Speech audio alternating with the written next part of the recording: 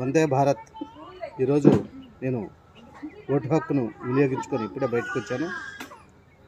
గుంటూరు ఏటుకూరు గ్రామంలో మన భారతదేశ ప్రధాని నరేంద్ర మోడీ గారి యొక్క ఆధ్వర్యంలో జరుగుతున్నటువంటి ఈ యొక్క భారత ప్రభుత్వానికి మద్దతుగా ఈరోజు జరిగినటువంటి ఎన్నికల్లో 400 ఎంపీ సీట్లు ప్రతి భారతీయుడు కూడా తన బాధ్యత వంతుగా ఓటు హక్కును వినియోగించి ఆయనకి ఇవ్వాల్సిన బాధ్యత మనందరిపైన ఉంది. కాబట్టి మనం ఈ రోజున ఈ ఓటు హక్కుని ఆయనకు మద్దతుగా ఓటు వేసి భారతీయ జనతా పార్టీని, అలాగే భారతీయ జనతా పార్టీకి సపోర్టుగా ఉన్నటువంటి ఎన్డీఏ కూటమిని మనం అందరూ కూడా సమర్థిస్తూ ఓటు హక్కును వినియోగించుకొని ప్రభుత్వాన్ని మనం సమర్థించాల్సినటువంటి అవసరం ఉంది.